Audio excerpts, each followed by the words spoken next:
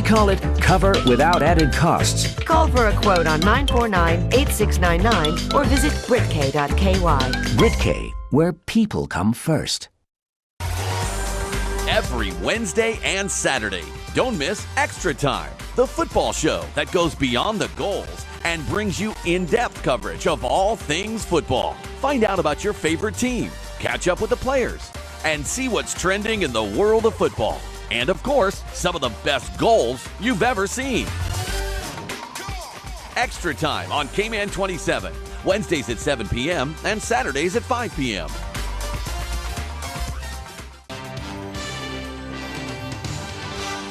If it matters to you, it matters to us. We're Cayman 27, Cayman Informed.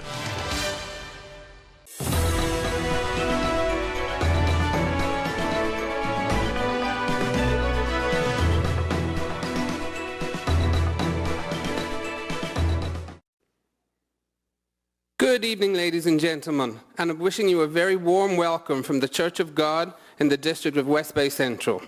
My name is Paul Pearson. I am the immediate past president of the Chamber of Commerce, and I will be presenting the Chamber and district questions to the candidates in this 10th of our 19 district forums this evening.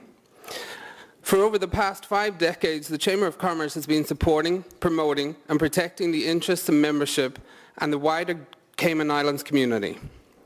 Tonight's forum continues this tradition. The Chamber Council and I are pleased to be able to offer this community and the viewing audience with an opportunity to meet the West Bay Central candidates and to hear their responses to a series of district and national questions. The Chamber Council is focusing attention on the importance of education and lifelong learning for Caymanians and residents. On April 5th, we launched the Growth Matters initiative, which seeks to educate our community and youth about the importance of economic growth. This series of 10 animated videos can be viewed online at growthmatters.ky or via social media channels. The initiative so far has reached out to tens of thousands of people, and this number will continue to rise as the campaign continues.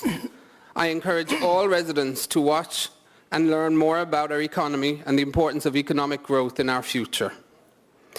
Tonight's Candidates Forum is another educational initiative in which we will aim to inform voters about the positions of various candidates on issues of district and national importance. The Chamber Candidates Forum started in the 1980s and for over 30 years now have allowed voters to meet their candidates and learn more about their opinions and views on some of the key issues being discussed and debated in the run-up to the election day. This year, as you all know, is May 24th. The one-person, one-vote system has been introduced this year. We have also seen changes in the electoral districts, with 19 constituencies now having been identified. Tonight's forum, as mentioned, is the 10th of 19 that the Chamber is holding. It is more important than ever that voters meet their candidates. With only one vote, voters should become aware of the candidates' positions on the key issues to ensure that each one of us is making an informed decision. Whilst not everybody is able to attend these forums, they will be broadcast live, we're live right now, on Cayman 27, so you will be able to hear your candidates' responses to a series of questions. The coverage of each forum will also be uploaded to the Chamber's YouTube channel and social media sites tomorrow, and we can ensure that everybody has the chance to view the forum. Voters are reminded that voter ID cards are now available for collection, and the locations in each of the 19 districts for voting have been released. For those who are still unclear of where to vote or where to collect your voter ID, please visit caymanchamber.ky, go onto our elections page, and this contains all of the information. Tonight, West Bay Central candidates will be answering questions which we have developed from submissions from our Chamber members and also the wider community. We will be accepting questions this evening too, but questions must be directed at all candidates. I would like to thank the Chamber staff for their assistance in organising these forums, as well as Hurley's Media for broadcasting the forums live on Cayman 27 and online. Special thanks also to our sponsors, the DART organisation, Deloitte, Foster's IGA, Heritage Holdings, and Puritan Cleaners. Mr. Will Pinot, Chief Executive Officer of the Chamber, will be tonight's moderator. He will now explain the rules of the forum, and he will introduce the candidates this evening's candidates. Good evening, ladies and gentlemen. It's great to be in West Bay. Good evening, candidates. Good evening. So I'll just go over some simple rules for this evening's forum.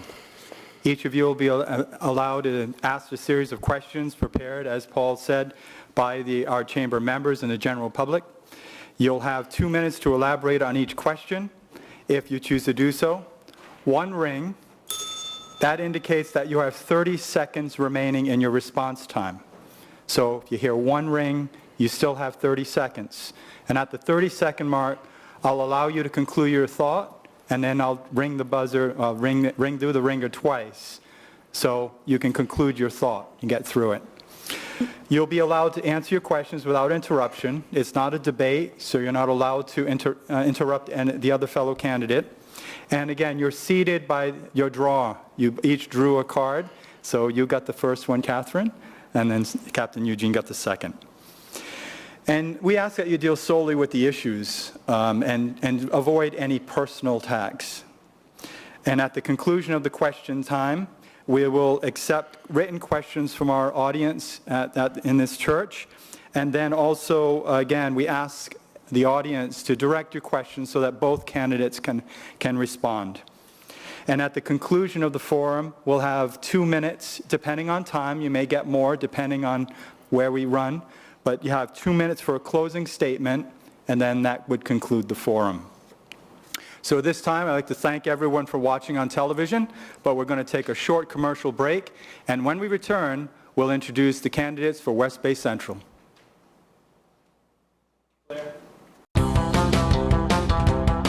Wednesdays on Cayman 27, watch as some of the world's most talented people put their skills to the test as they attempt to make their mark in the record books.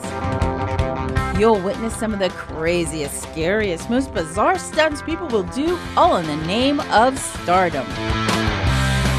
It's the ultimate Guinness World Records, and it's right here on Cayman 27. Join us on Wednesdays at 7:30 to capture all the action. You're right. I mean, if Jennifer asked for something really disturbing for her birthday deal, I don't know how I'll handle it. My guess is not well. Maybe I'm worried about nothing. I mean, what's the worst she can ask for? Props, you in a cheerleader outfit, a third party involved, not necessarily a lady.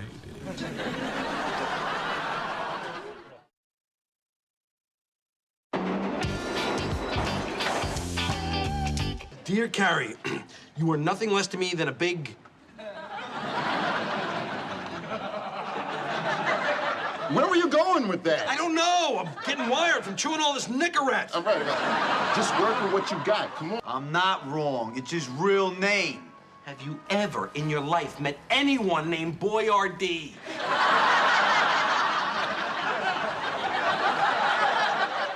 C3 Pure Fiber broke the Caymanian record of the first 100% fiber optic network. Do you know what it feels like to be fiber fast? It feels like this, like your whole life passing beneath your fingertips, like your world is living with you, like everything in your whole life is always connected. We are a new breed of connectivity, and we are ready for you. TV from $59, internet from $69, bundles from $89, and home phone from $9. Join us today, 333-3333 or c3.ky.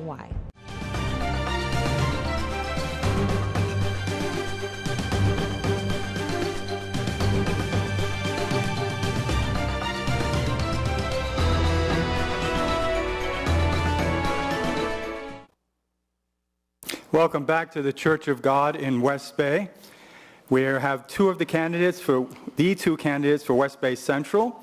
There are 1,056 voters in West Bay Central, so I hope everyone's listening attentively to the responses this evening before making your decision in this year's election. It gives me great pleasure to introduce our two candidates for this West Bay Central District, and we'll begin with how they're seated. Catherine Ebanks Wilkes. She earned her attorney's degree, LLB, with honors from the Truman Bodden Law School and has worked in the field of law for over 9 years. She's an active member of the West Bay New Testament Church, as well as the director of the Cayman Islands Youth Development Consortium, which works alongside at-risk youth. Mrs. Ebanks Wilkes is seeking election as an independent candidate for West Bay. Good evening. Good evening. Captain Eugene Ebanks is a founding member of the Cayman Democratic Party and is currently serving his 4th term in the Legislative Assembly. Mr. Ebanks earned his captain's license from the U.S. Federal Aviation Administration and used it to fly commercially for Cayman Airways from 1986 to 1983. He also obtained a captain's license from the U.S. Coast Guard and captained the yacht of Her Majesty's Queen Elizabeth II during her first visit to the Cayman Islands in 1983. Mr. Ebanks is seeking re-election as a Cayman Democratic Party candidate for West Bay Central. I'll now turn it over to Paul to ask this forum's first question. Okay, so here we go. The first question is to Ms. Catherine, and then after that, obviously, to Captain Eugene. So our first question is, why should West Bay Central voters support you as their candidate of choice, and explain why you have decided to run for election in 2017? Thank you, Paul. First, I'd just like to say good evening to you and Will and to my colleague, Captain Eugene. I'd also like to thank you all for joining us tonight, and for those who are viewing at home, thanks for joining. The reason why I placed myself for the 2017 elections now rather than later, and when I say later, is this is something that I intended to do after I completed my career in the legal field. However, I decided to run now rather than later because the time is now for change. We need leadership now that will ensure that the future is molded for our children and for the future generation in Cayman. I have 2 small children, so of course I'm passionate about ensuring that we have long-term plans in place here in Cayman. I believe that one of the reasons why we don't have long-term plans in place is really because of the political football that takes place because of the party system. And I say that because if you have a chance to look at some of the policies that have been put forward, they're great. However, because of changing of administrations, they get tucked under the mat. So why I'm putting myself forward is because I want to get in the middle of the field and stop the football game. I believe that I'm the individual to do just that because I possess the qualities of being humble, down to earth, and I believe that I'm doing it for the right reason. And because of that, that's why I'm here, and that's why I want to give the people a choice. Thank you. Thank you, Ms. Catherine. Captain Eugene, the same question to you. Why should West Bay Central voters support you as their candidate of choice, and explain why you have decided to run for election in 2017? Thank you, Paul, and thanks for everyone who made time to come out, and thank you to the listening and viewing public. I feel like I am qualified to be the candidate of choice because of my education, business and political experience, and love of community. I strongly believe that I have proven myself over the years, and I can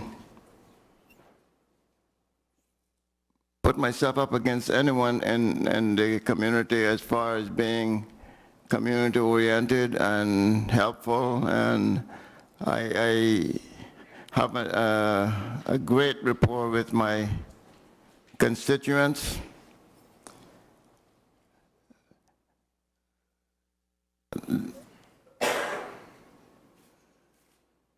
I feel that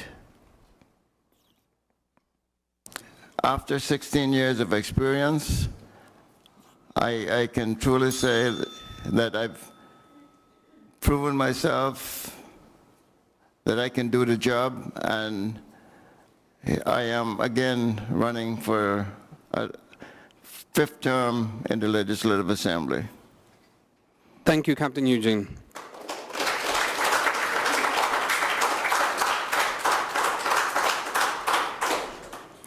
Our second question, we start with Captain Eugene this time. What do you consider to be the top issue facing residences in the West Bay Central constituency, and what would you do to address it if you're elected? The top issues, thank you, Paul, and the top issues that are facing West Bay Central are pretty much island-wide. Three things that really concern me for West Bay Central is the unemployment, the housing shortage, and the crime.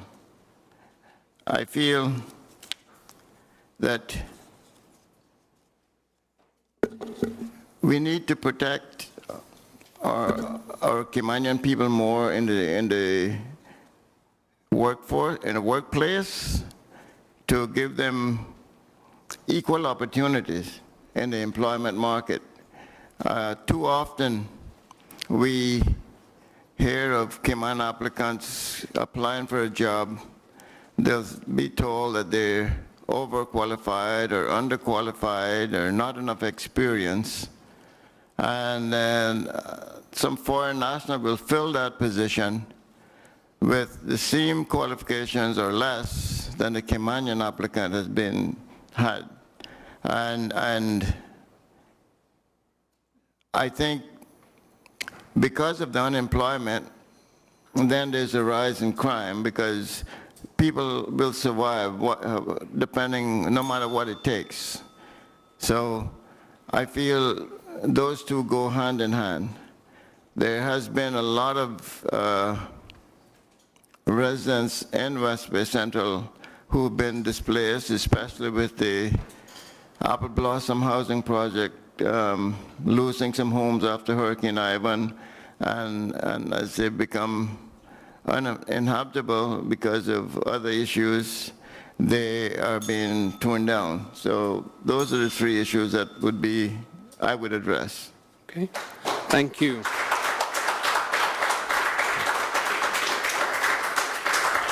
And Ms. Catherine, same question to you. What do you consider to be the top issue facing residents in West Bay Central constituency, and what would you do to address it if you get elected? Thank you, Paul. The top issue facing the West Bay Central constituency, in my opinion, is unemployment. And I base that on doing walkthroughs the community. I believe that because of the unemployment, from that there is a trickle-down effect, and we do have crime and also a handful of individuals who have reverted to drugs. So we have drug addiction and also some mental health issues which stem from the drug addiction.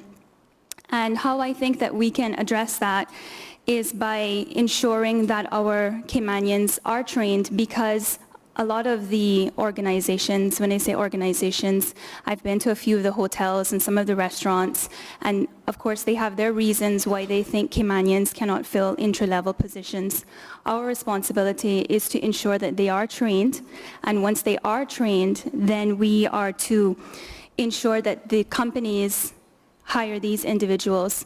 Now, there are some policies that are already in place that we could utilize, and I would suggest reverting back to the Ready to Work program. However, I would suggest making a few amendments, which is changing the short-term opportunity aligned with long-term solutions to long-term opportunity with long-term solutions, meaning that we're not just providing the constituents here with a job for 4 weeks to clean up, but providing them with long-term solutions to their issues. In addition to that, there's also the Passport to Success program, which could also be amended by allowing individuals over the age of 23 to participate. Once we have these programs in place and implemented, organizations will respect the individuals coming out of this program, and there will be no reason why they're not to be hired. And then that's where you can properly enforce the immigration regulations. Thank you. Thank you. Thank you.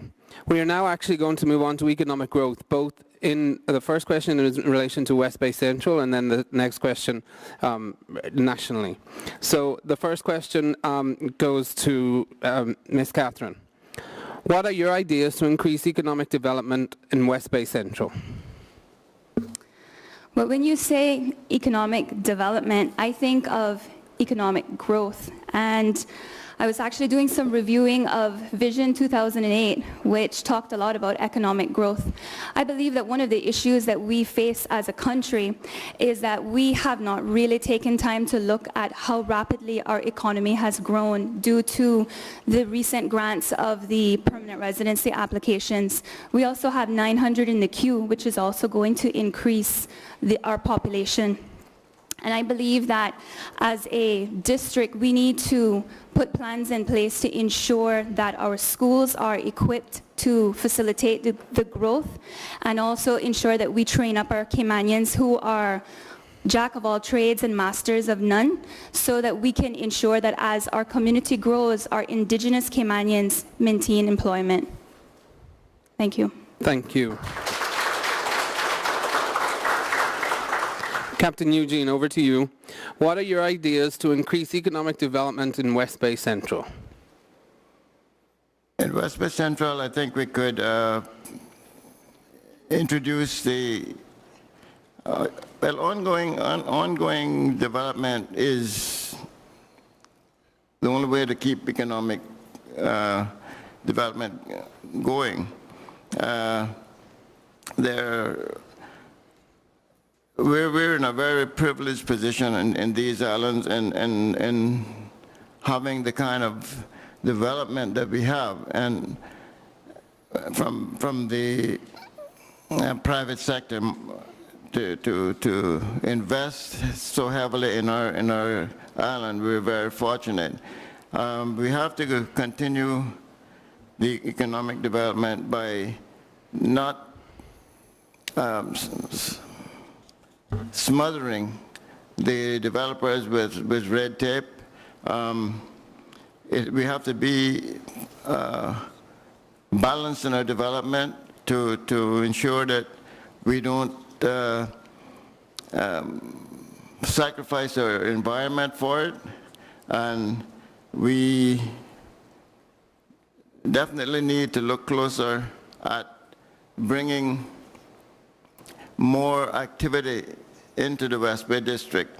One way to do that would be the introduction of a cruise pier down by the turtle farm to bring tourists to the turtle farm to keep that going, which would in effect affect the whole of the West Bay District and other parts of the island as well. Okay, thank you.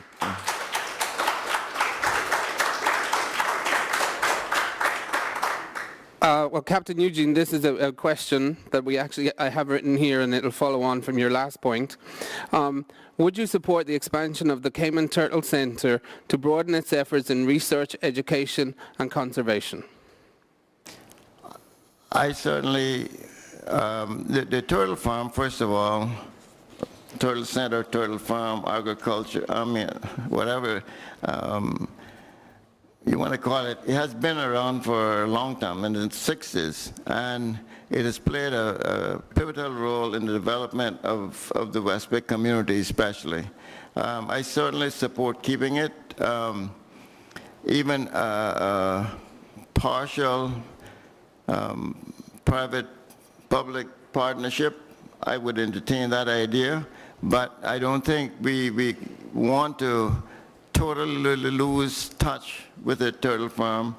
Or let's say it this way, the people need to be involved, the local people need to be involved one way or another in the turtle farm in order to keep the quality and the standard of the farm going, and also to help in the education and preservation, conservation of the turtle. Thank you. Ms. Catherine, the same question to you. Same question to you. Would you support the expansion of the Cayman Turtle Center to broaden its efforts in research, education, and conservation? Thank you for your question. I believe that it would be important to incorporate all of the issues or topics that you just mentioned. However, the turtle farm has caused a lot of debt for the country. Now, I would encourage that we keep it in its current form and perhaps make some amendments. Like there's a lagoon, perhaps we could steer away from that and utilize the space that we currently have. I would not encourage doing away with the idea because we have many Caymanians who rely on a source of income at the turtle farm, and also the housing or the farming of the turtles is something that I do support. So I would support it, but not expanding it, because I think it would be burdensome for the country, and we're just now getting out of a deficit. We want to remain that way. Thank you. Thank you. So now we're going on to economic growth on a national scale, and the first question is for Ms. Catherine. What 3 infrastructure projects would you recommend for completion by the next government, and how would you propose to pay for them? That's a good question. In terms of 3 infrastructure development ideas, I believe that one of the major issues that we're facing as a country is that we are growing so rapidly that we're really not focusing on what's important.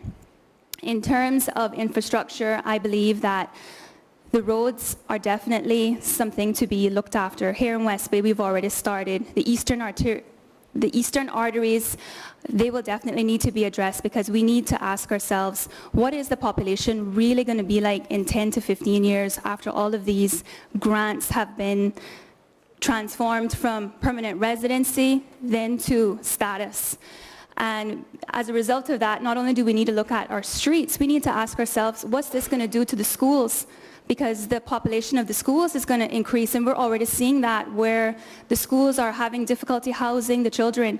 So I believe that those are the issues that I would really focus on. In addition to that, and it's outside of infrastructure, is really looking at how we are going to address this growth. Are we going to continue to grow so rapidly, or as a country, are we going to take a step back and say, okay, we need to really determine, can we continue to move at this rate and our economy sustain the growth?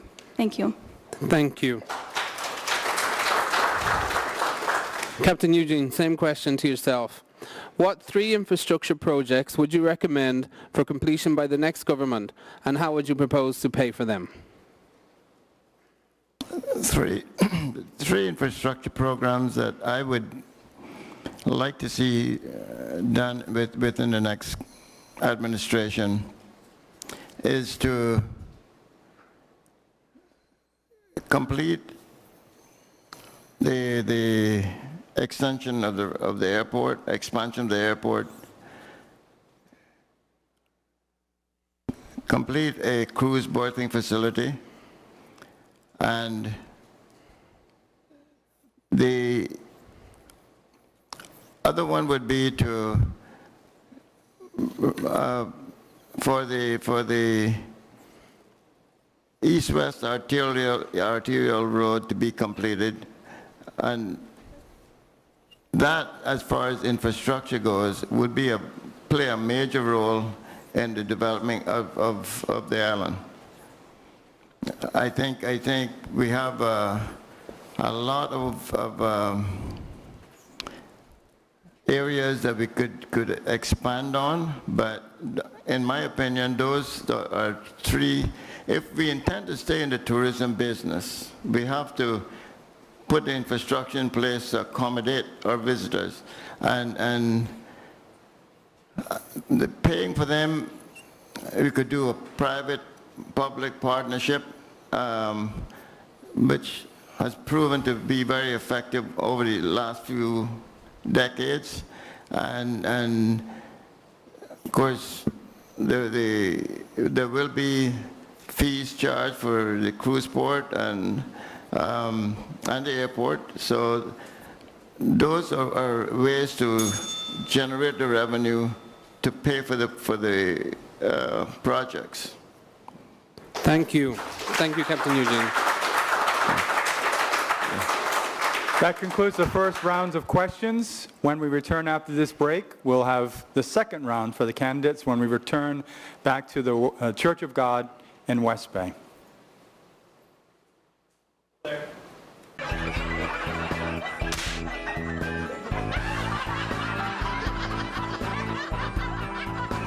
Get ready to laugh as TV's funniest hidden camera show will have you in stitches. Just for laughs, the Laugh Out Loud comedy show catches unsuspecting people in some of the funniest situations. It's Just for Laughs, and it's only here on Cayman 27. Wednesdays on Cayman 27, watch as some of the world's most talented people put their skills to the test as they attempt to make their mark in the record books. You'll witness some of the craziest, scariest, most bizarre stunts people will do, all in the name of stardom. It's the ultimate Guinness World Records, and it's right here on Cayman 27. Join us on Wednesdays at 7:30 to capture all the action. Are you looking for amazing deals, great products, or instant cash? Then look no further than Cash Whiz. We sell quality, pre-owned items at amazing prices, such as cell phones, laptops, jewelry, high-end watches, cars, boats, and so much more. We also buy items. Just got the latest smartphone and not sure what to do with your latest model? Then bring it to us for instant cash. In need of some quick cash but don't want to sell your items? Then use our buyback option. We will purchase your item at a price and then hold it for 30 days.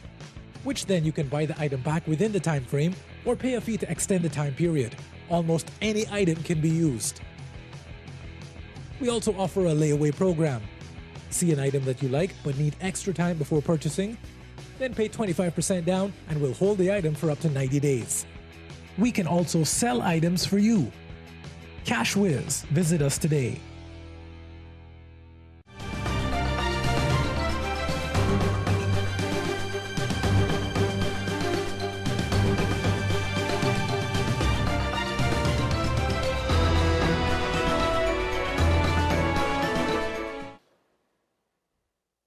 Welcome back to the Church of God in West Bay, where we have the two candidates for West Bay Central with us this evening.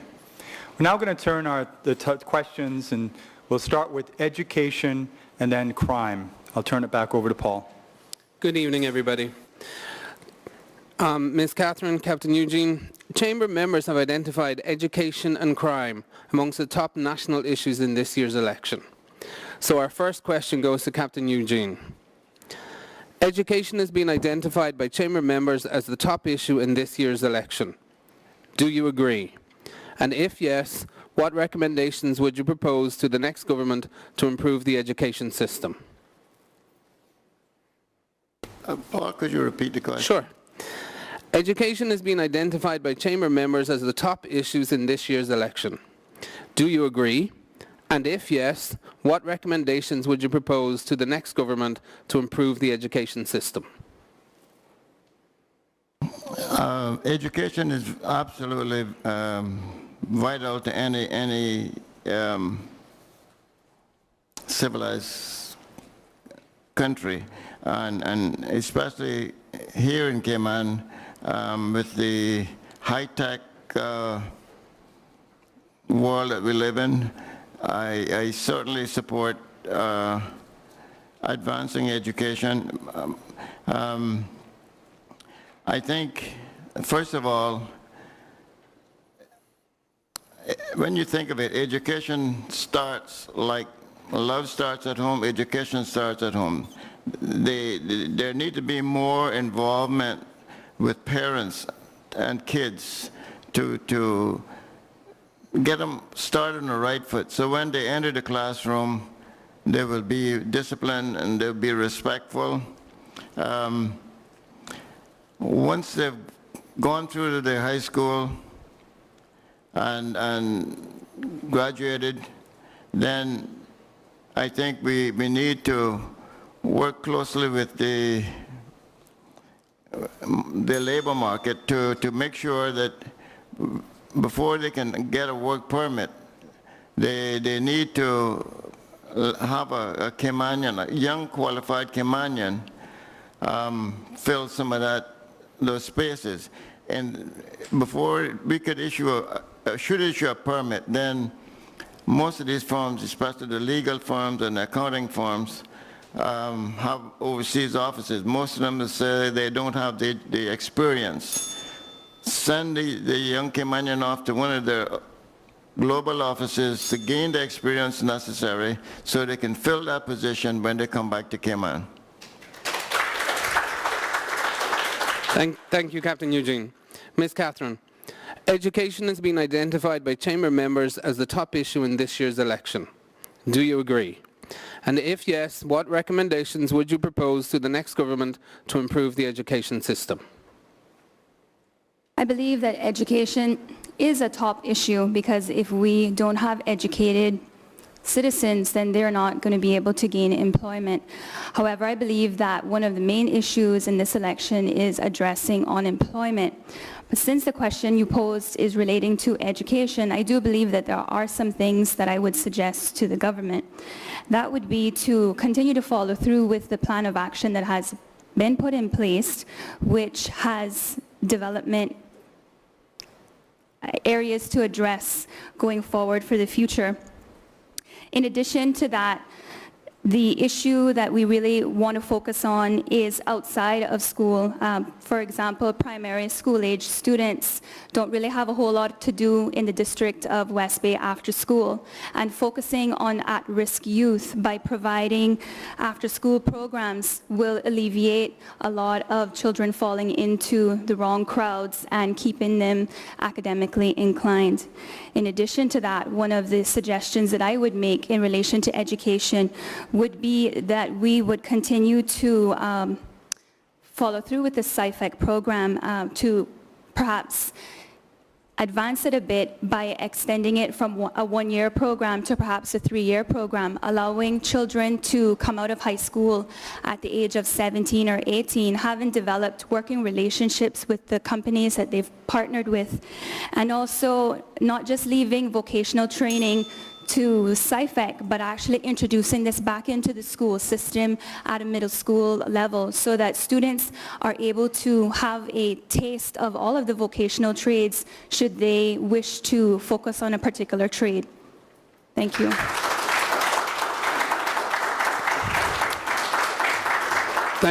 Thank you.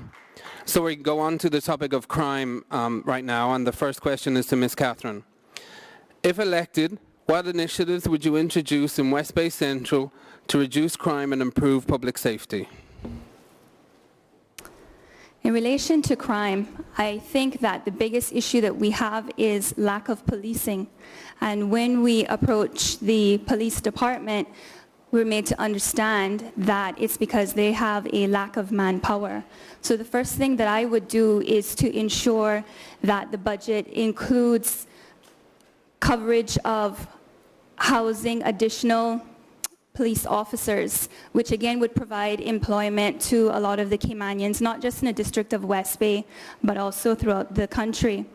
And a way to address the crime then is once you have an increased manpower in the police force, then you're able to do more focused policing. And those police officers will then be accountable, just like how the constituents now are accountable now with the one person, one vote. You'll have police officers accountable to your constituency.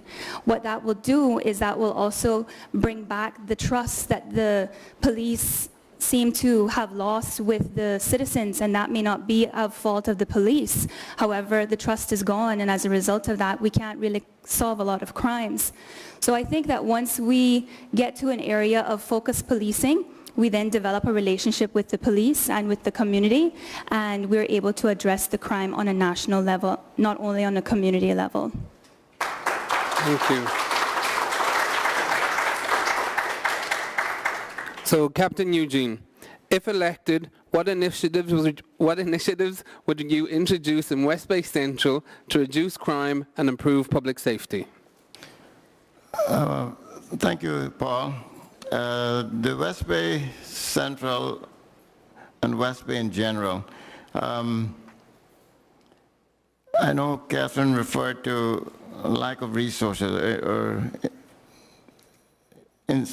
indicated that. Well, we can tell you, I can tell you that we've approved all of the funds that were requested by the police, by the Commissioner of Police, by the RCIPS. One thing I would do, so it's not the lack of us not putting the funds in place, the resources in place. The one thing that I would certainly do is increase foot patrols. Foot patrols is what brings the community together. When the police can go to each household and the owners of the homes can call the police on a first-name basis, they will then gain the confidence that they need, that they can share the information that they have with the police in order for the police to be better informed and to be able to solve some of the crime that we have in the district. One thing you don't forget, I remember as, excuse me, growing up in West Bay, we only had police on foot and bicycles. That's what we had. I know we can't go back to those days, but the trust that was built up amongst the residents and the police was incredible. A lot of times, even before the crime was committed, the resident would know about it, what's going to happen, inform the police, and they would be able to stop it before it happened. This is a very, very vital component of policing in any part of the world, any part of the island especially. So I would say we got to rebuild that trust, and then the policing will do what it's supposed to do in West Bay.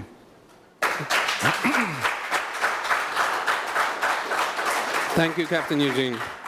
So we now move on to labor matters and to the fact that candidates in previous forums have suggested establishing a human resource authority. So the question is to Captain Eugene. Would you support removing the responsibility of processing work permit applications from the Immigration Department and creating a human resources authority? Thank you, Paul. Paul, yes, that's a very interesting question. Immigration is not designed to process work permits. Their role is border protection and control. I certainly would support the work permits being put under Human Resource Authority or board, and sometimes that could even be privatized, because there are already companies on Cayman who do this placing of employees for companies. Unfortunately, they find it convenient to place more non-Caymanians than Caymanians. But here again, this is where we could possibly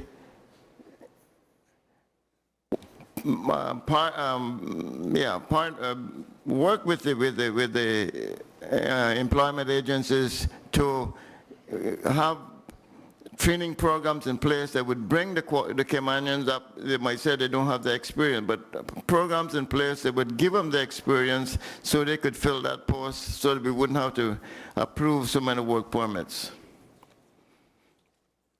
Thank you, Captain Eugene.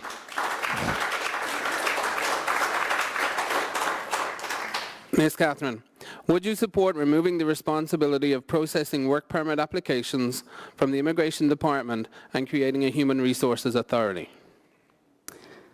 This is something that was suggested back with the Vision 2008 program. And yes, I would support making it separate, because I believe that it has become burdensome for the country and for the citizens, the way in which the work permits are being reviewed. I know my colleague here mentioned perhaps sending it over to a private company. The issue that I have with that is that we still would not really have a control over the individuals that would be overseeing these applications. So whilst I do support having it separate, I do believe that it should be a body of individuals that is still approved by the government or by the people of the country. Thank you. I'm going to break away from our scripted questions and ask a question from the audience to maybe encourage you guys to give us some more questions, because we only have one so far this evening. And this question would be to Ms. Catherine first. How are you going to deal with the ever-growing problem of litter? Ever-growing problem of litter. Well, there are many ways to address it. First and foremost, we do have protections in place that need to be enforced, and once we start to ensure that individuals are fined for littering, then a precedent will be set, and a trend will start, and people will quickly determine that if you litter, you will be fined. That would be the first thing. I don't really think that there's a lot of policing going on in relation to monitoring the litter. In addition to that, going back to the programs that are put in place, we could get those individuals back out working, but rather than having them work just for a few weeks or a few months, we could give them maybe a weekly job and have that stretched throughout the year rather than just right before Christmas. That's how I would address the litter in Cayman. Thank you. Captain Eugene, the question from the audience. How are you going to deal with the ever-growing problem of litter? The problem with litter, I think it will come down to education and recycling. We have to get the recycling programs in place. And it's an educating process. I see in Cayman that they were starting to introduce bins for aluminum cans, plastic, and glass, and different components. However, recycling is one of the best ways to deal with the littering problem or the garbage problem. We have to educate the people to have a little bit of civic pride and not litter the sides of the road, around their homes, or parks, or wherever they go. They have to have civic pride, and if they do, then they will not throw a soda can or a soda bottle out the window as they're driving down the road. I think it's an educating process. It's going to take a while, but I see that to be the solution for littering. And the other one is we need to do recycling in the worst kind of way to reduce the amount of litter that ends up in the landfill. Thank you, Captain Eugene. So now we're going to move on to the issue of health care. And the first question is to Captain Eugene. Healthcare costs have become one of the highest expense items in the national budget. What reforms, if any, would you propose to address this situation? Healthcare cost is definitely a major cost to government, to the whole island, to the community. I think, first of all,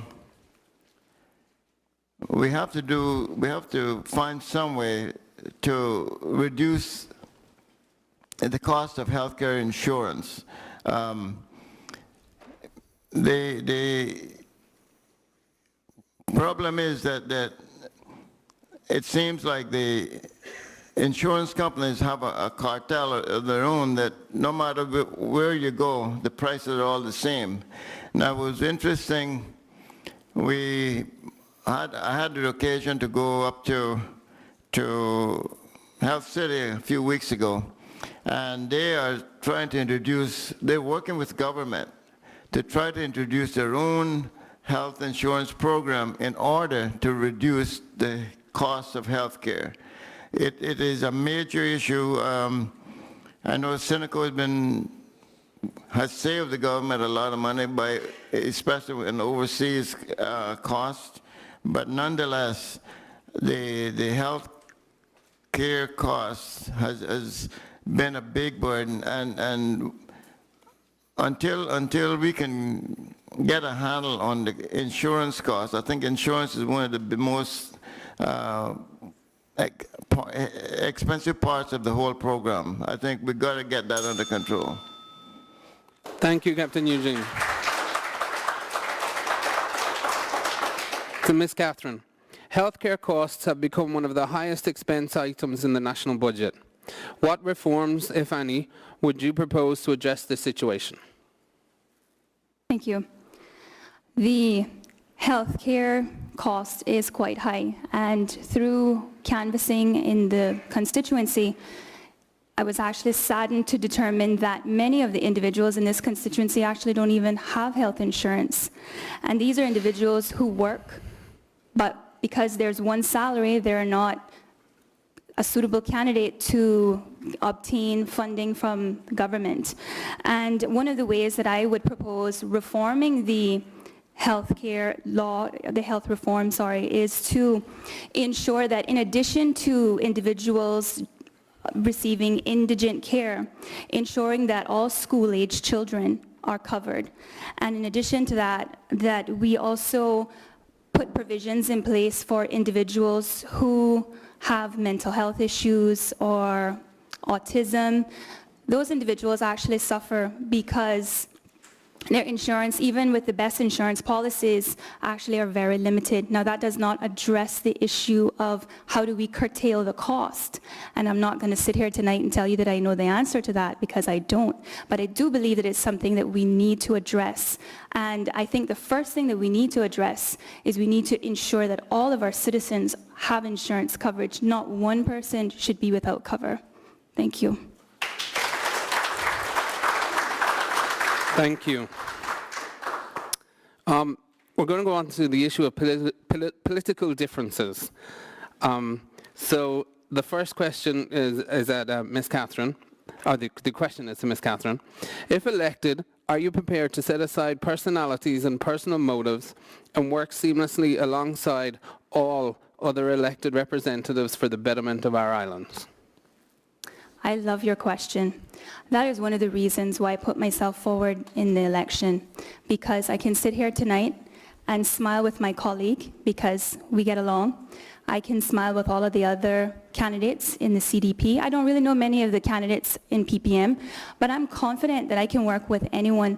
At the end of the day, I have 2 young children who live here, who I want to raise here, and I have no intentions on leaving Cayman, which means my ultimate goal is to put all personal feelings aside and remember my duty. That is to look out for the betterment of myself, my children, your children, and the Cayman Islands. And I do feel that regardless of who is put forward, I will work with anyone as long as it's in the best interest of the country. Thank you.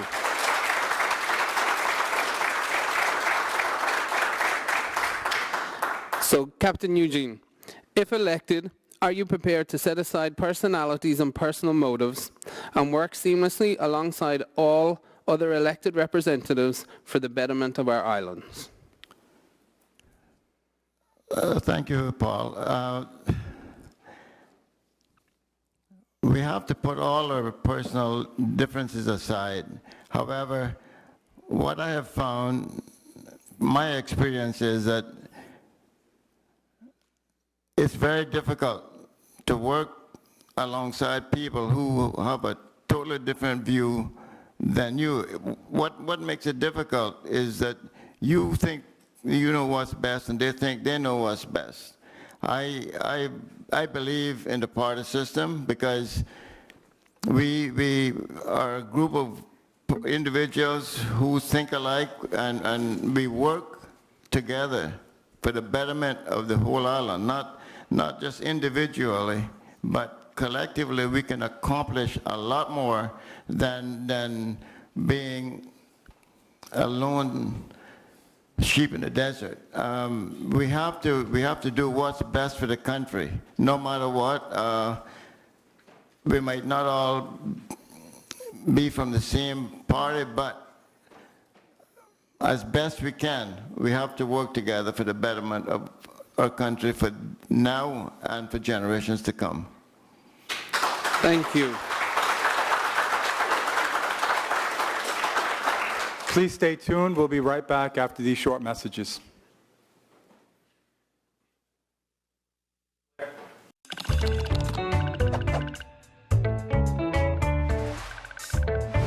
When companies do well, everyone does well. Not just the business owners, but the employees, other businesses, the government, and even the customers. Seriously, to learn how, let's look at how money flows through a company. When a company sells its goods and services, they receive money, which is called revenue. That money is then split up and used in a number of different ways.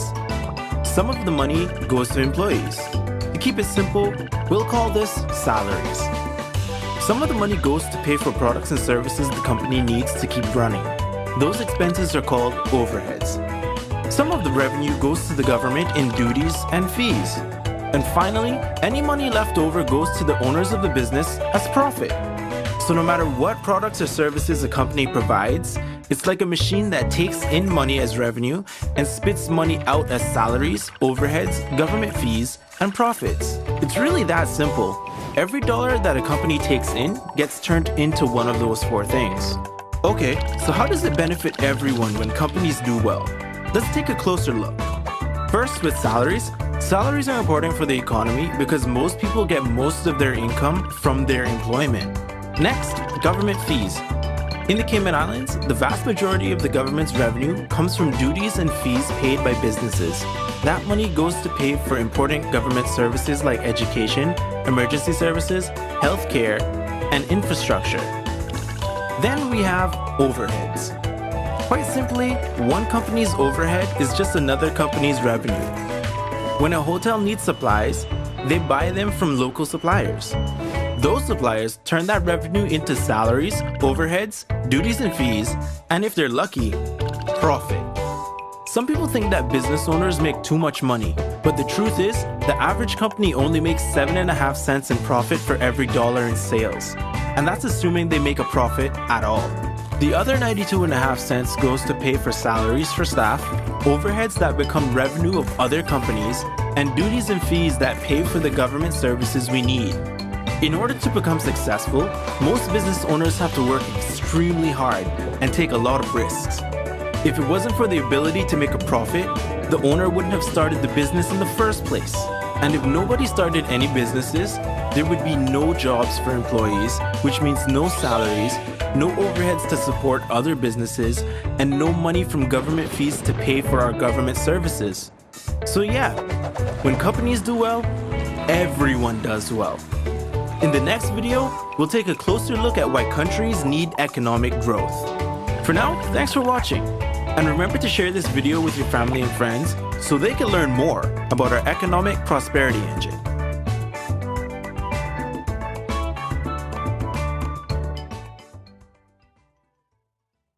Some side effects of radiation can affect a patient's appetite.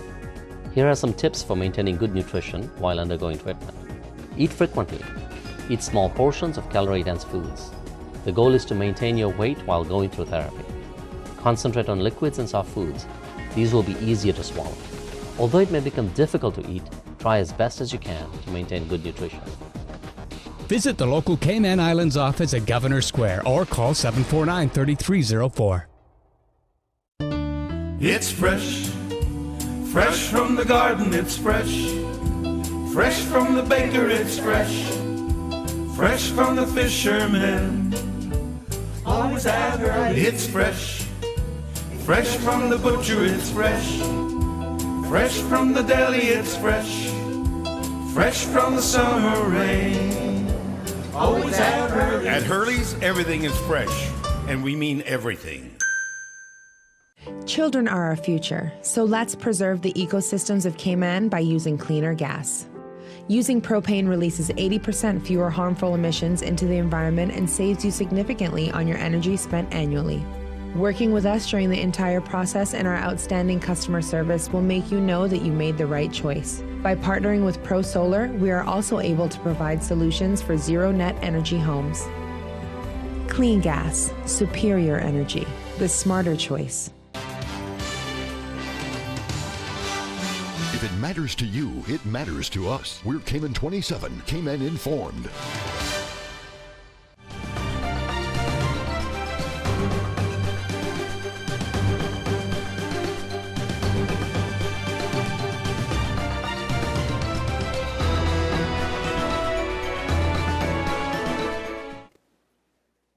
Welcome back to the Church of God in West Bay Central, where we have the two candidates for this electoral district with us this evening. There are plenty of questions that have been submitted by the audience, so we're going to begin presenting those. I turn it back over to Paul. Okay. Well, we have two more questions we're going to ask from the chamber membership, and then thank you very much, folks, for submitting these questions. We'll get straight to them. So we're going to go on financial services and tourism. So the first question, and this I believe is to Ms. Catherine. Financial services. The financial services sector is the major contributor of employment of Caymanians. What recommendations would you submit to protect and grow this industry if elected? Thank you. I believe the financial services industry is actually booming at the moment.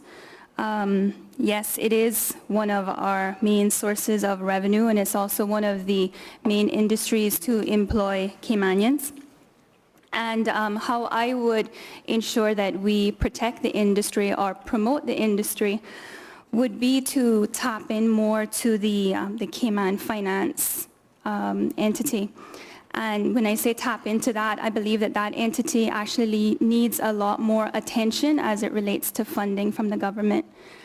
It actually sources a lot of publicity for the Cayman Islands. It's taken us out of a lot of negative light and reminded the general public on an international level that we do things right here in Cayman, and why don't you use us as an example? Thank you. Thank you. Captain Eugene, the financial services sector is the major contributor and employer of Caymanians. What recommendation would you submit to protect and grow this industry if elected? Well, Paul, first of all, we have to ensure that the proper legislation is in place to let the financial industry function in an environment that is attractive to the financial world. I think our laws have already been put in place from just about every sector of the financial industry to be able to function legally. If you check it out, just as one case in point, it's very easy to open an account in the U.S. Trying to open an account in Cayman is like pulling teeth. So we have one of the tightest regulated financial industries in the world, not just in the Caribbean, but in the world. I remember 2 years ago, I went to a bank in Fort Lauderdale to do a deposit of $200 for a friend of mine. And before I walked out of there, 45 minutes later, I had opened 2 accounts, a checking account and a savings account, and the only form of identification I had to produce was my driver's license and my passport. Back 4 years or 5 years ago, I tried to open a U.S. account in Cayman, and they had to have bank records, 3 forms of identification. And the bank I was dealing with, I had been dealing with for 35 years. I said, well, you know my financial records, but that's just the bureaucracy. That's just the safety net that they put around the financial industry to make sure that they are well protected. Thank you. So our last chamber question is on tourism, and it goes to Captain Eugene first. Would you support the construction of another major hotel, and would you support the granting of a casino or gaming license in an effort to diversify the tourism sector? Paul, the tourism sector is a very near and dear industry to me. I've been involved in it since I was 10 years old with my dad, Captain Marvin. I have owned and operated a successful water sports business since 1974. Supporting another five-star hotel, I would think that, I know that would create a lot of employment opportunities, a lot of revenue for the government, and I would definitely support it, but I certainly would not sacrifice my environment to have it. It would be a major plus, a big plus for our tourism sector and for the whole island as a whole. Yes, I would support it. Thank you. And Ms. Catherine, would you support the construction of another major hotel, and would you support the granting of a casino or gaming license in an effort to diversify the tourism sector? Thank you. I was referring to a quote that I ran across, and it says, when you throw out limits on growth, it has consequences. So here we are as a country embracing growth, granting all of these residency applications, and we really need to consider what's going to happen in 10 years when those individuals have children who are out of high school and they need jobs. I would definitely support the bringing in a new hotel because it would provide opportunities for skilled Caymanians. This would be a great opportunity to put the framework in place from now to say these are the conditions that will allow you to build a hotel. We have 1,200 Caymanians that are unskilled who want to develop their skills, and we want you to take them in as an entry-level positions. In addition to that, we also want to put something in place to ensure that once this hotel is completed, there's ample opportunity for Caymanians to gain permanent employment. So I would support that. As it relates to the casino, I don't think I would, no, I definitely wouldn't support it just because of our culture, our principles that we're based on here in Cayman. And I think once we embrace that, then we're forgetting about who we really are as a country and as a people. And while we embrace growth, I think we also need to remember who we are, which is quite difficult because as we grow and we embrace diversity, it is difficult to not get coerced or influenced by other cultures. This would be one way. If someone wants to go to a casino, there are many others, but there's a lot of things you can do here in Cayman. You don't have to come here to gamble. Thank you. Thank you.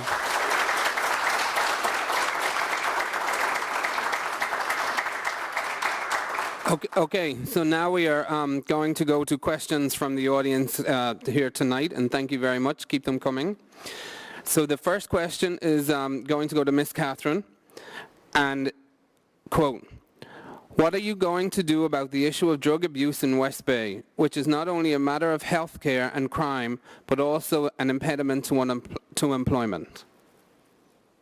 That's near and dear to my heart because in driving by many of these areas here in West Bay, I see individuals who I went to school with, and it hurts because you know that they're human beings just like you or I, but for whatever reason, a lot of them are just frustrated. They don't have hope, or they have many underlying issues. How I would address that is we are looking into, I'm sure many people here know about the proposals for the facility for the mental health, and we do have facilities in place or programs in place right here in West Bay to help individuals who have come out of prison or who have drug problems that need some assistance. I believe we need to tap into that as a community, and we need to find ways that we as a community can support these individuals, and rather than passing them by on the street or looking at them and thinking that something is wrong with them or that they're a bum, we need to find some way to support as a community, because we may be surprised. Some of these individuals probably just need someone to talk to. Maybe they just need someone to help them find a job. Maybe, you know, and so I believe that not every single issue the government is going to be able to fix. I think that a lot of it relies on us as the people, and we need to move past relying on the government to fix everything. We need to come back to the Cayman that we used to be, which was, they say Cayman kind, but I'm not so sure that we are Cayman kind right now. We need to really find that Cayman kind and embrace it.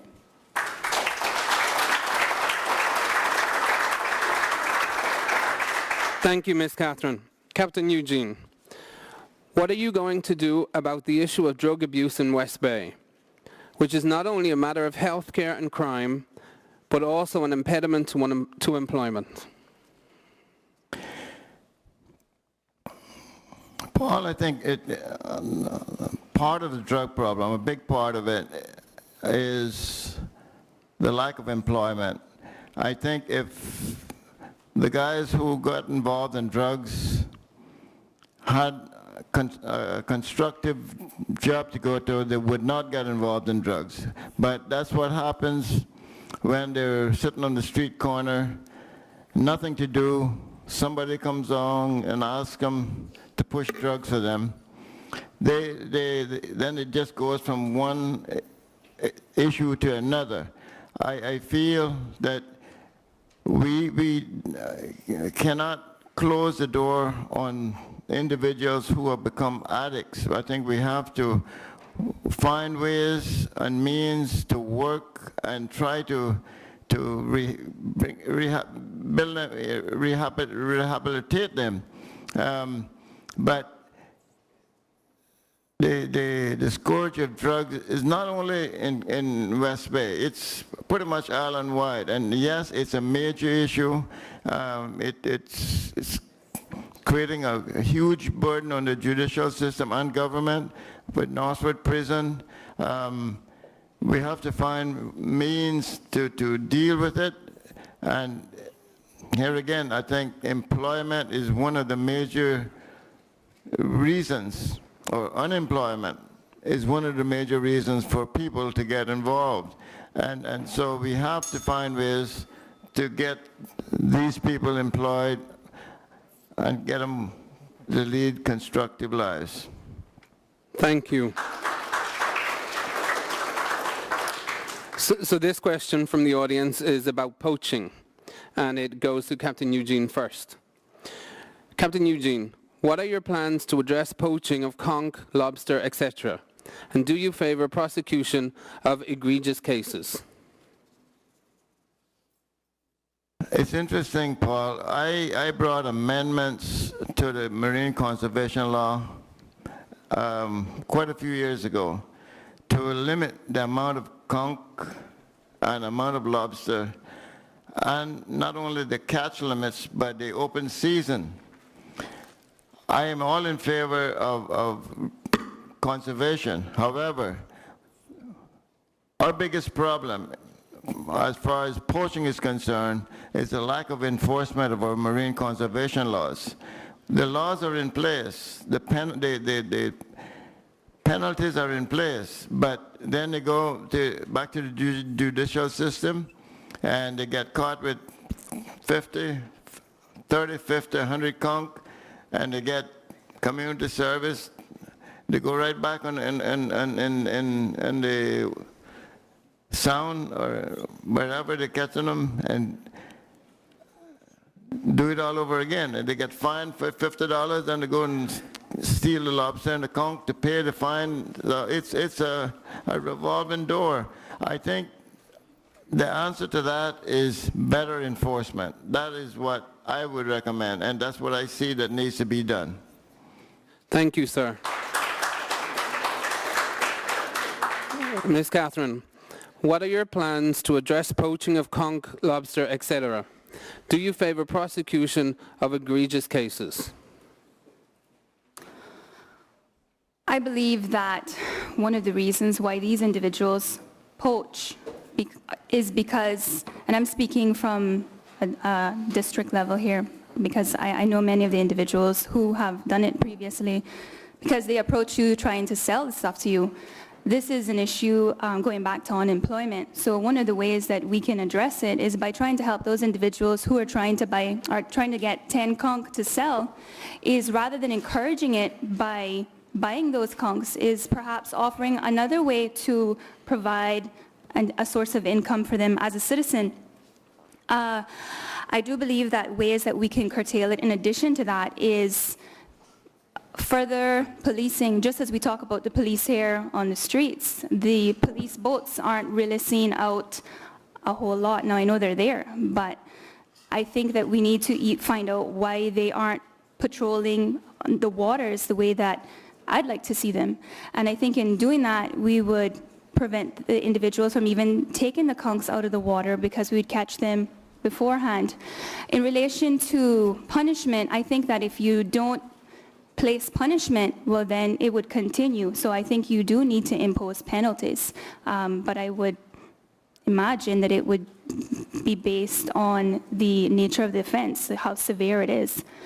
Now, funny that you would bring this question up tonight after the media blast this morning. Now, I don't know if the allegations are true, but I don't know if I feel comfortable knowing that there was a police chase, if that was the case, over a few conch. However, that's a whole bag of worms, so I won't open that up. But I do believe that it does need to be policed and penalties do need to be enforced, but I do believe the officers need to also apply their discretion. Thank you.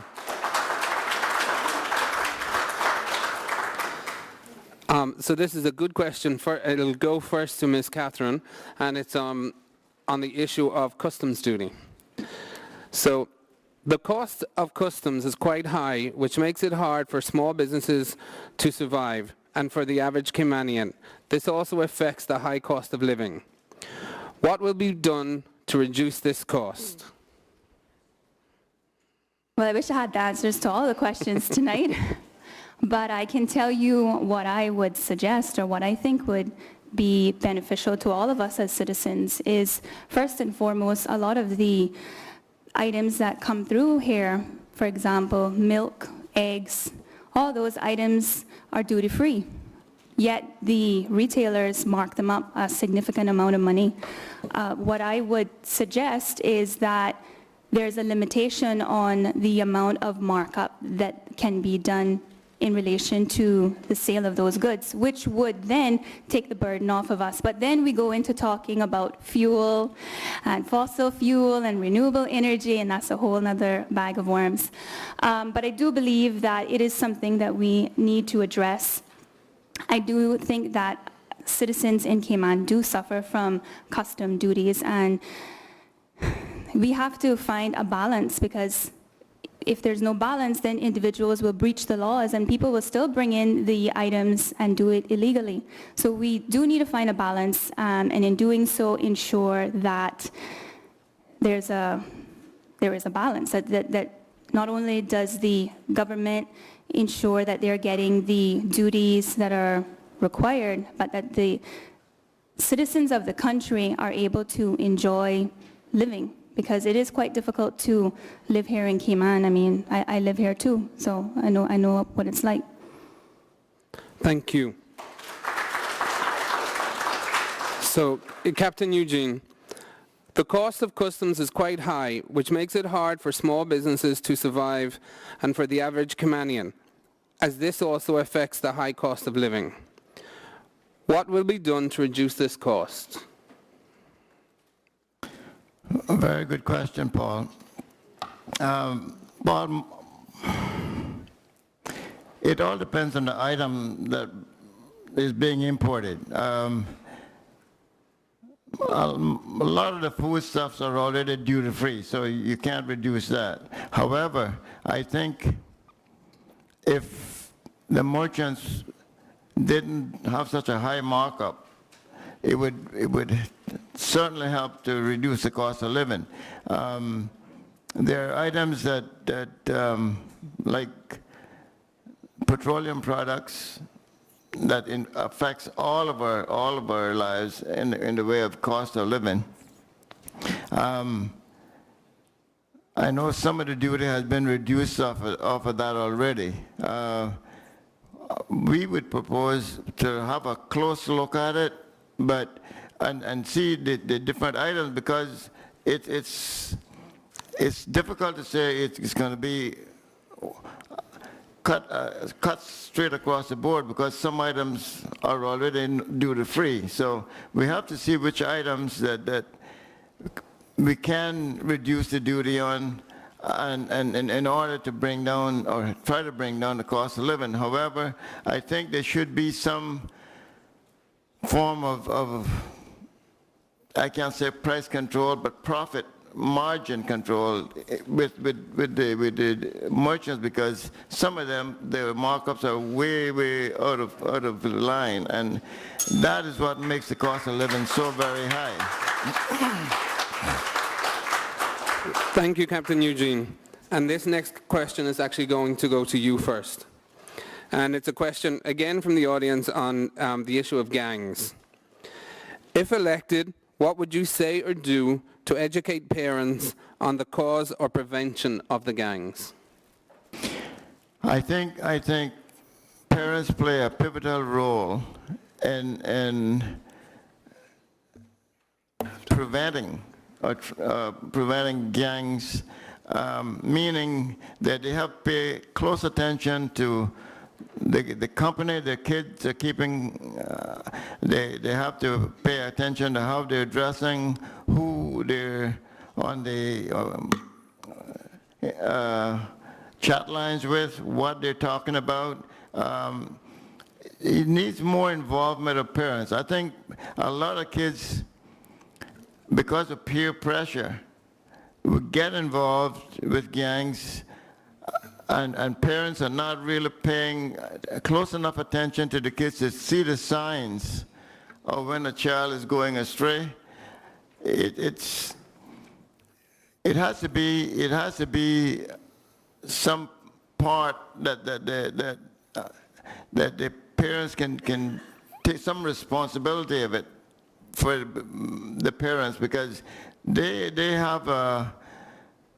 should have control of their kids. They should know what they're doing, and once the kids get involved in these drug and these gangs, it's difficult to get them out. I mean, from what I see, I've never experienced it, thank God, but from what I see, it's a vicious circle.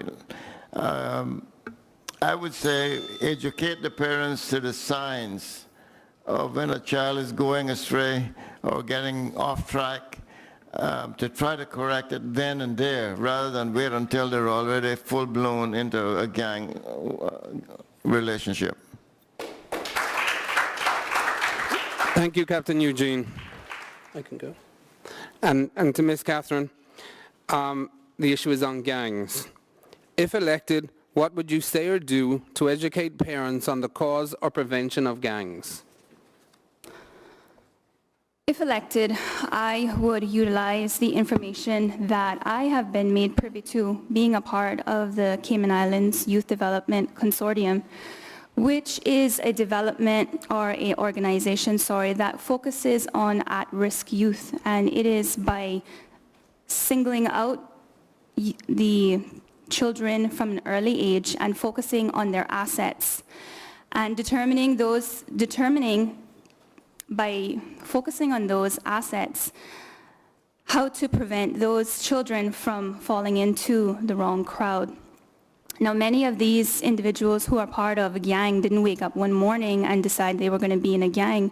It happened because they were in school, and for whatever reason, maybe mom was a single mom and she was working 2 jobs, or dad had some issue. No, that's not always the case, but a lot of times the children that are related to gangs, they have some breakdown at home. And whilst it would be nice to educate the parents, a lot of times the parents really for whatever reason, they're limited, some are working, or some are just not simply there. So it goes back to being a community and finding ways to ensure that our youth don't get caught up into these gangs before it's too late. We can do that by implementing programs within the community so that when these children get out of school, they don't have to suffer just because we live in West Bay. Because they live in West Bay, they can't go to swimming or they can't go to dance, or because I only have, my mom, she's working 2 jobs and she can't afford to send me to ballet. Finding ways to ensure that the children in West Bay have extracurricular activities. This is one way to mitigate children falling into crime. Thank you. Please stay tuned. We'll be right back with more audience questions right after these short messages.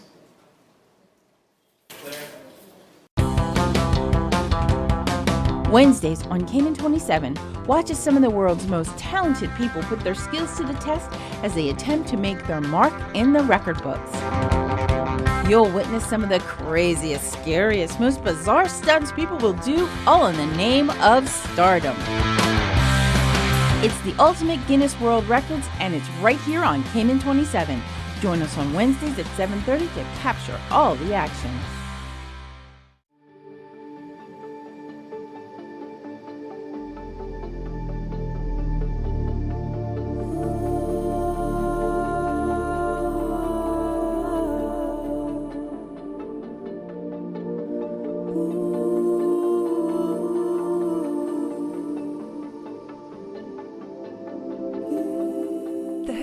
Spa, located at the West End Grand Cayman, 7 Mile Beach Resort and Spa. We believe that every life matters and that we are all connected. One community, one people. We believe in compassion to give dignity to those that society has let down. We strive to conquer fear, and we believe that the power to heal is a gift. This is who we are. This is what we believe. Holy Cross. The Gillette World Sports Show is all about reinventing the way we look at sports. This program will check out the biggest global sports action from a different perspective. From technology to training to cutting-edge science. Don't you just love that feeling? You gotta get everything you have. It's about precision and the difference between winning and losing. Tune in to Cayman 27 Saturdays at 7 p.m. and Mondays at 1 p.m. for Gillette World Sport.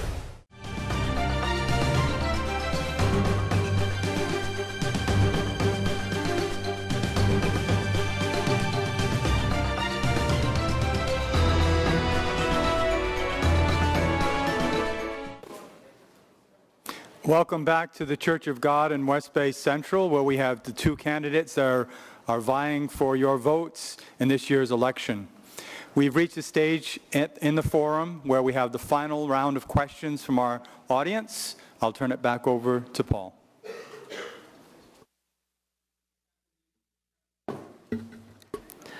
Captain Eugene and Ms. Catherine, I was just handed a follow-up question on the drug issue, so I'm going to stick with that theme for now, and the question is to Ms. Catherine. What measures can be put in place to further deal with the supply of drugs? To further deal with the supply of drugs, I think we need to get creative, because the individuals who are bringing in the drugs are finding a way to get in through our borders.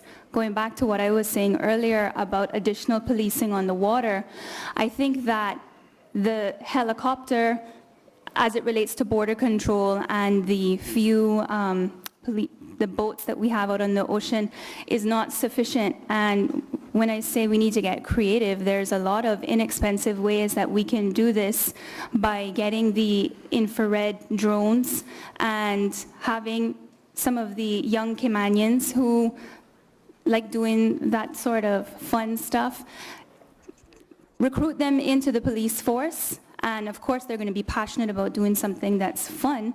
And in doing so, they're also preventing the importation of drugs from coming into our island. That's one of the ways that I would address it. Also going back to additional police force, we find then that we will increase the communication with the citizens and the police officers, which will increase the trust.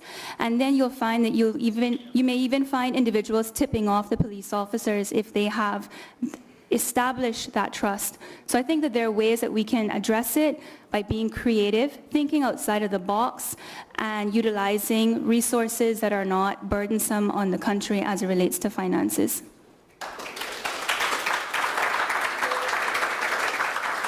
Thank you, Ms. Catherine. And Captain Eugene, what measures can be put in place to further deal with the supply of drugs? Paul, I think one of the most effective ways to combat the supply of drugs is to put a couple of radar stations on the island, one on the east end, and it's as I understand it, it's a lot of drugs coming in on the west side of the island, even on 7 Mile Beach area. I think we need radar stations, at least one in East End, one on somewhere on Pedro or north side, and one on the western end of the island. Those radars are very, very effective for the water. The drones are good for 20 minutes or 40 minutes at the maximum, but a radar station is there 24 hours a day, 7 days a week. It needs to be manned, and the police patrols, unfortunately, have been very ineffective. When the police spent millions of dollars on patrol boats, they did not get the proper patrol boats that they needed for this type of environment. And so we haven't gotten very much service out of them. I think the radar around the island is the most effective way to combat the drugs coming into the island, in addition to some police patrols around the island. That's my recommendation. Thank you, Captain Eugene. I have a question which comes from one of the largest voting blocks in our citizenship, our senior citizens. And the question is for you, Captain Eugene, first. Many senior citizens find it difficult to survive on small pensions. What policy or programs would you put in place to assist elderly Caymanians? Well, I agree that the subsidy, the assistance, government assistance that the senior citizens are receiving now is very small. We would look at the budget and try to increase that, hopefully, to 800 or 1,000 instead of 550. But it would all depend on what our budget could support. The senior citizens, I'm getting there, unfortunately, but the senior citizens do need some additional financial assistance. I've seen it, I see it, not once or twice, I see it every day. In dealing with the senior citizens, that the needs that they have, they cannot possibly cope with because they don't have the finances. I think we have to find ways to show them that we still appreciate what they have done in contributing to the building of our community. The island that we're enjoying now was because of the hard work that they put into it. And I think it's time that we pay them their dues. And I say we need to increase the financial assistance that they're receiving.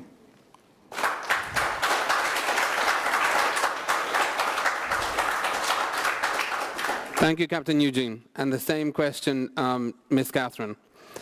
Many senior citizens find it difficult to survive on small pensions. What policy or programs would you put in place to assist elderly Caymanians?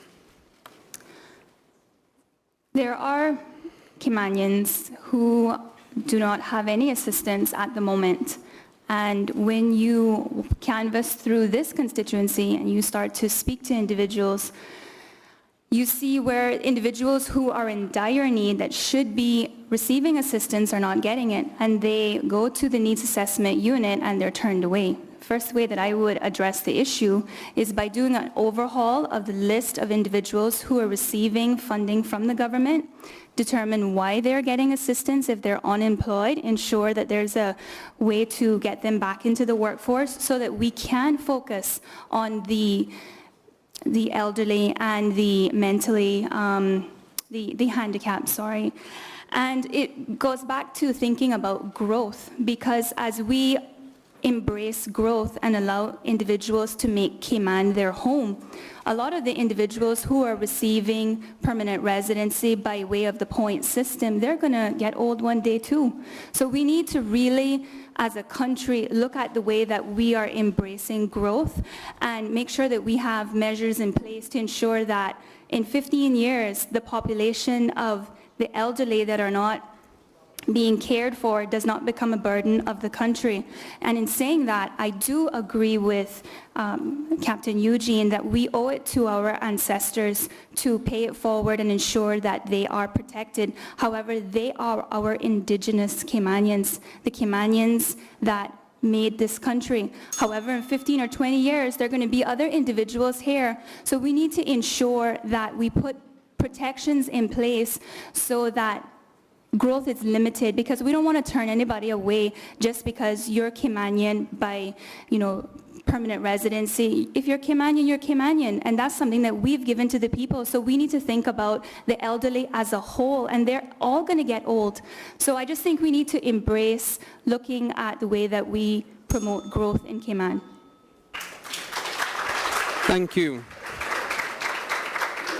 So I'm going to return actually to a local, West Bay national issue, and the question will go to Ms. Catherine first. How would you ensure that Barker's National Park is protected and used for beach and recreational use only? Barker's National Park will not be used again for any juve, that's for starters.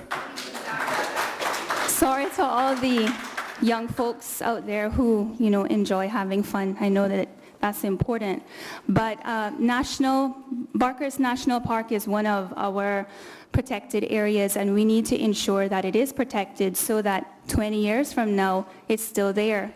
And I think that we need to just ensure that it's a zoned area where it's used just as it's determined, or it's called a park, a place to go to rejuvenate, to relax, to have picnics.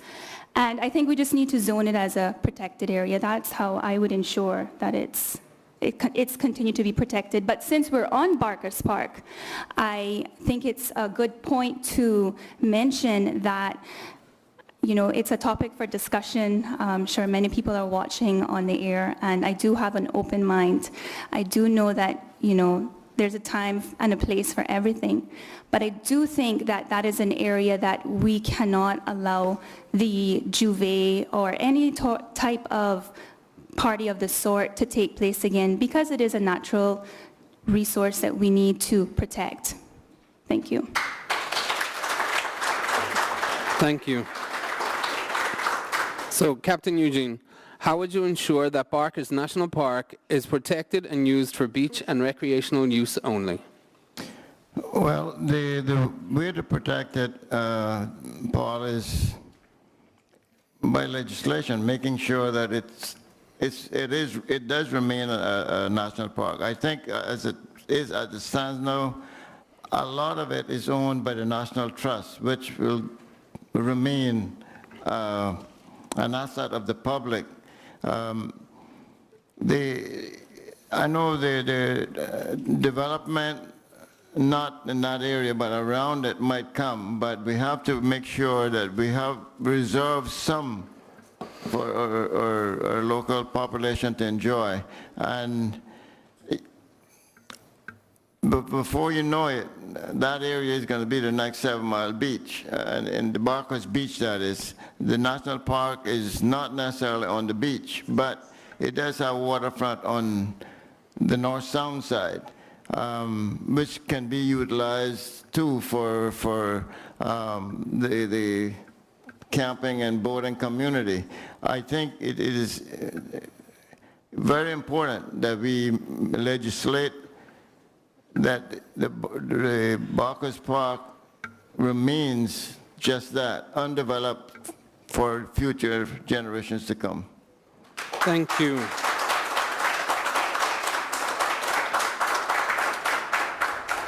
We're back onto the issue of employment and work permits. And Captain Eugene, the question will go to you first. How are you planning on addressing the issue of employers manipulating the system to retain work permit holders?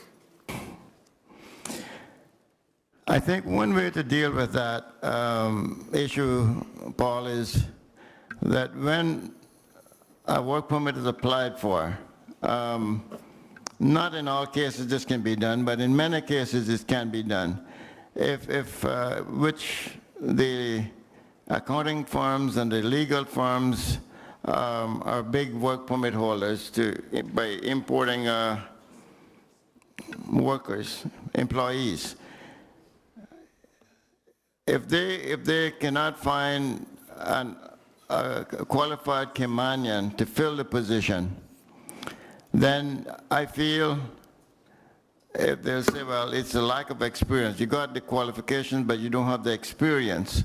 Then most of these firms, most of them, have international offices throughout different parts of the world.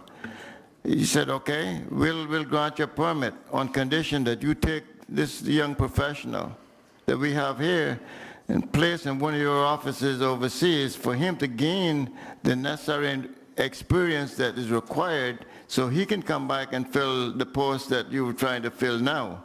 I feel until we put some measures in place like that, we're going to still have the problem with the employers manipulating the work permit system. And it has to stop. I mean, we get the young Caymanians, highly qualified, ready to go to work, come back here in their own country and can't find a job. If they can't find a job in your own country, where else can you find it? You know?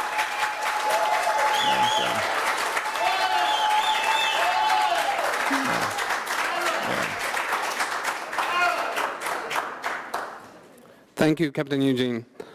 Ms. Catherine, the same question. How are you planning on addressing the issue of employers manipulating this system to retain work permit holders? The first way that I plan to ensure that manipulation is avoided is by ensuring that our people are properly trained, because that is the scapegoat that the organizations are using. They're saying that our people are not trained. So we reintroduce or reopen, because we have the policies and the programs there. We allow these individuals to enter the programs. We partner with the hotels and the other organizations, the restaurants, and once the members of the community pass through this program, then we hold the organizations accountable. And we do that then by looking into the business staffing plans, and we do proper follow-up. We become the thorn in those organization sides because they no longer have an excuse, because now our people are trained. But before we can do that, we need to make sure that we go prepared and we make sure that our people are trained, because I'm sorry, I've spoken to many people in many organizations, and many of them are Caymanian, and they all say the same thing. A lot of our people lack the adequate skills. So before we can go with our guns blazing, we need to first make sure that we've done our part. Once we do that, then yes, we need to look at, in my opinion, reforming the immigration law and making it a separate body in terms of regulating the work permits. And again, going back to thinking about growth, we again need to think about the residency applications. How many more of those are we going to grant? If we continue to grant those, then pretty soon those individuals are not going to need permits. So then you're going to have more Caymanians out of jobs. We need to really assess the way that we're looking at the future and how we're going to make sure that the Caymanians who are not trained, who are not employed, gain employment before we give it all away. Because once it's given away, you can't take it back. They're Caymanian too. They have rights too. Thank you.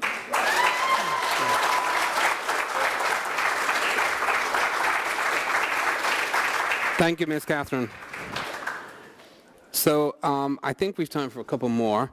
So we have another one from the audience. Ms. Catherine, this is to you. If elected, how do you plan to address the mental health issues in our islands? If elected, there are plans in place for a mental health facility. However, the plans that are in place will take approximately 18 months for that facility to be completed. We need immediate attention now because I'm tired of seeing some of those guys and women out on the side of the streets just down the road from here. I believe that we need to partner with the facilities that we have in place here. Of course, not the prison, but we need to partner with the facilities that we have here, perhaps the crisis center or other centers, so that whilst we are waiting for the facility to be completed, these individuals are obtaining assistance now. In addition to that, we also need to think about the family members because right now the only option is to send them away overseas, which is burdensome on the family in many ways because who wants their loved ones to be far away? So I think that the first thing we can do to address the issue is to find an immediate fix with partnering with some of the organizations here, mandating it through the law until the mental health facility has been completed, which will hopefully be shortly after the new government begins its administration. Thank you, Ms. Catherine. Captain Eugene, if elected, how do you plan to address the mental health issues in our islands? Paul, the mental health issue has been a major issue for a long time with the Cayman community. We've been talking about constructing a proper mental health facility for many years. I think the idea of sending our Cayman mentally ill persons overseas to other countries is not the answer. I think being around family members here in Cayman would do them a lot more good than being overseas. I think we have to get a proper mental health facility in place. It's just too many of our friends, relatives too, for that matter, who are mentally ill, who are not getting the attention they need. And it's inhumane, if you think about it, when these persons are really suffering because they don't have a proper facility to deal with their issues. And I think we have to have the proper mental health persons in place to deal with it. But I think until we can get a proper facility and take this situation, take control of this situation, we're going to be facing many, many more years of the same thing. I think a mental health facility will definitely be the best way to go right now. Thank you, Captain Eugene. Well, thank you very much. We've reached the end of question time. I'd like to thank the candidates. I'd also like to thank the audience. You did a great job submitting questions. When we return from this break, we're going to have the closing remarks by each of our candidates. Please stay tuned. Every Wednesday and Saturday, don't miss Extra Time, the football show that goes beyond the goals and brings you in-depth coverage of all things football. Find out about your favorite team, catch up with the players, and see what's trending in the world of football. And of course, some of the best goals you've ever seen. Extra Time on Cayman 27, Wednesdays at 7 p.m. and Saturdays at 5 p.m. Waste Carriers is your complete waste management company. We service commercial, residential, and construction properties. With our large inventory of dumpsters and grapple truck services, we provide an unmatched, dependable service. Our sister company, Island Recycling, buys and collects recyclables such as AC units, aluminum cans, auto batteries, copper, and much, much more. For Cayman's waste and recycling solution, one call takes care of it all. Call 946-DUMP. That's 946-3867. You're right. I mean, if Jennifer asked for something really disturbing for her birthday deal, I don't know how I'll handle it. My guess is not well. Hey, maybe I'm worried about nothing. I mean, what's the worst she can ask for? Props, you in a cheerleader outfit, a third party involved, not necessarily a lady.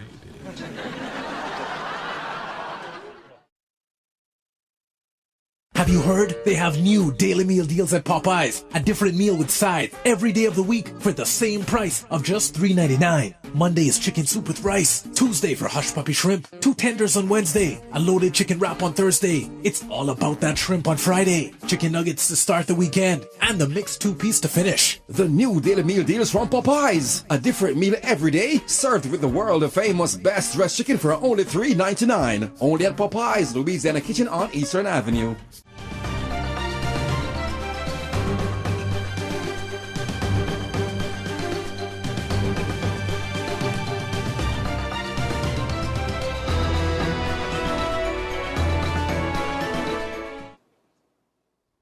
Welcome back. We've reached a stage in the forum where we're going to invite each of the candidates to deliver a closing statement, and we'll begin as they are seated with Catherine Ebanks-Wilkes. I just want to let everyone know tonight who's here or who's tuned in that the reason why I have put myself into the race is not because I am anxious to be a politician. This is something that I planned to do after I had established my legal career and I was getting bored and wanted to just serve the country and make some effective changes. However, I believe that the time for change is now because we're at a place where our country is growing rapidly. We need to ensure that we elect individuals who are going to promote growth. And in a sense, when I say promote growth, protect us from the growth, ensure that our economy is at a place where it is stable and that we have the provisions in place to protect our children. The schools are being affected, the prison is being affected, employment is being affected. Why I feel that I will be a good candidate is because I'm not affiliated to either party, which means I can help you end the political football. I can get in the middle of the field and say, hey, listen, this is a good plan. Even though it was not under your administration, let's support it. And that's why I'm here, just to effect change. I want to see Cayman be what it used to be, but at the same time embracing change and growth, because we have to grow. If we don't grow, then we'll never flourish. What we need to do is ensure that we elect representatives who are going to monitor the growth and ensure that provisions are in place for us, for our children, for our grandchildren, and that's really the reason why I want to do it. So I thank you all for listening, and I just want to let you know that I love Cayman, and this is my home, and I'm excited because putting myself forward into this political arena makes me respect all of the candidates. This is not easy, and some of them have been doing it for 32 years, 16 years. I lift my hats off to, I don't have one on, but I lift my hat off to many of them because I can already tell it's not going to be an easy job, but I'm not here to look for an easy job. I'm here to make sure that matters get fixed and they're addressed because I have children who live here, who are going to have children here because my grandparents formed this country, and I think that I deserve and you deserve to continue to enjoy the Cayman Islands just like everybody else is doing. Why not we the people enjoy our own country? Thank you.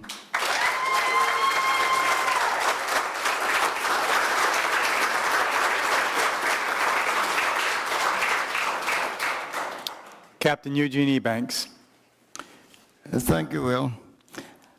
First, I would like to thank God for his hand of blessing on my life and for giving me the opportunity to serve you, the people, and by extension, to serve him. I would like to thank the Chamber of Commerce, the sponsors of this event, the audience, my supporters in the audience, and especially my campaign committee, who is the most committed group of individuals that I know, and I am very, very fortunate to have them on my side. I would like to take this opportunity to address those who suggest that I may be too old or have not been a voice for my people over the years.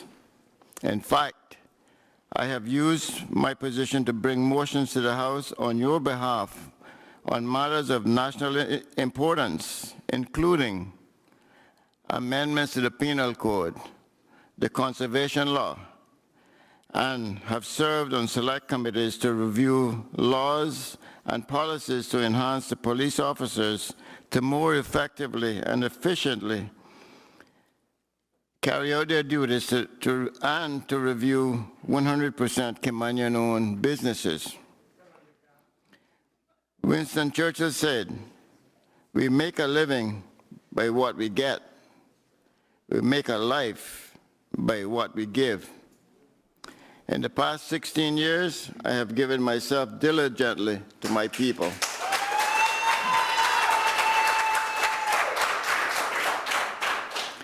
I acknowledge that I'm not prominent in the media, but I believe that after 16 years' experience, that my time is better spent listening to my constituents and taking their concerns back to government and finding solutions to their issues. Or sitting on Public Accounts Committee raising questions and demanding accountability for how your money is being spent. Ladies and gentlemen, I have been one of the most accessible politicians in the history of West Bay and will continue to work diligently and tirelessly in your best interests when you elect me back into office on May 24th, God willing.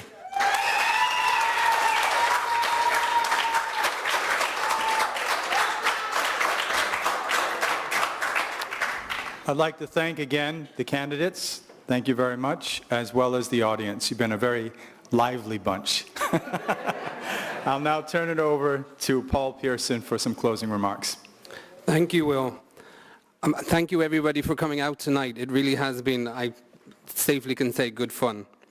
So on behalf of the Chamber President, Kyle Broadhurst, the Council, Chamber staff, and Chamber members, I would like to extend a special thank you to the candidates for participating in tonight's forum, and to the audience who have taken the time to attend as well as to submit these great questions. We hope that the voters here this evening and watching at home feel more informed about positions of the candidates.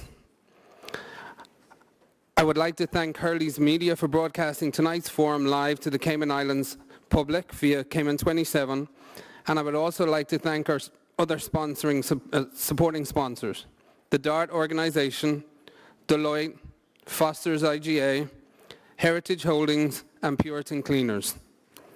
The next candidates forum will take place tomorrow night, and myself and Will be there, at the West Bay Assembly of God on Finch Drive. West Bay North candidates will include Bernie Bush, Sarah Orette Ebanks, and Mervyn Smith. Please remember to visit caymanchamber.ky for news on the elections and on our forums. You can find voting and voter ID collection locations on our site also.